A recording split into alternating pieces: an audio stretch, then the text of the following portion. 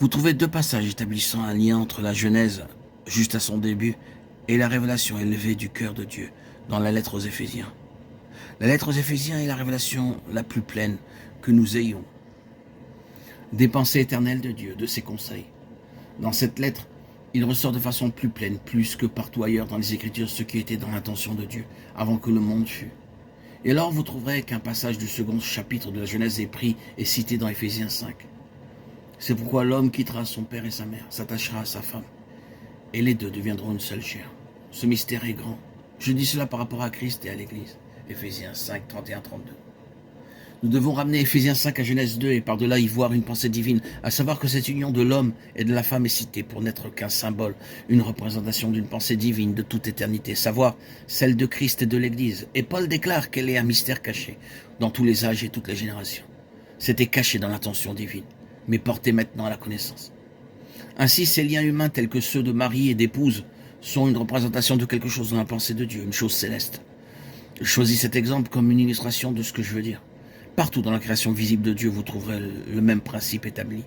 C'est une représentation d'une pensée spirituelle, d'une idée divine.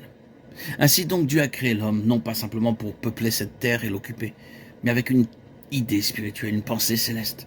Qu'il soit un être céleste, un peuple céleste tout au centre de leur être. La nature céleste est la grande chose qui gouverne toute la création de Dieu, et spécialement celle de l'homme. Or, c'est là. Si le Seigneur nous accordait une révélation qu'une différence tellement énorme s'établirait pour nous. Or, c'est ce que Paul voulait dire quand il priait.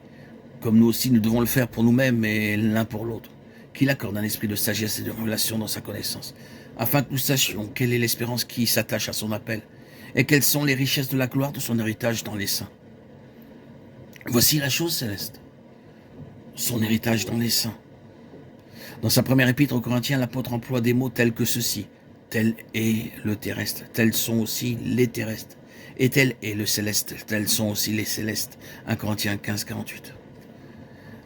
Tel est le céleste. C'est là quelque chose d'établi. Quelque chose est établi comme céleste. Puis, nous avons la dernière partie de la phrase. Tels sont aussi les célestes. Cela parle de conformité à quelque chose qui est céleste. Eh bien, cet héritage, ce caractère céleste, qu'est-ce que c'est? Quel est l'objectif de Dieu en créant son univers, et spécialement en créant l'homme? Ce n'est rien de moins que le rayonnement de sa propre gloire, comme dans sa nature même. Le rayonnement de sa nature dans sa gloire essentielle. La gloire de la nature de Dieu est quelque chose devant laquelle l'homme pécheur doit tomber sans ressources, prostré, brisé et impuissant. C'est Dieu dans ce qu'il est, sa nature essentielle, dans sa manifestation. Il fit l'homme pour sa gloire, et il fut ainsi fait, afin que finalement, après que Dieu l'eut amené à la perfection, non seulement en tant qu'être physique, mais en tant qu'être moral, par le moyen de l'épreuve, l'homme soit un véhicule à travers lequel la gloire morale de Dieu soit manifestée, que Dieu est tout un univers manifestant Dieu en ce qu'il est essentiellement dans sa nature morale.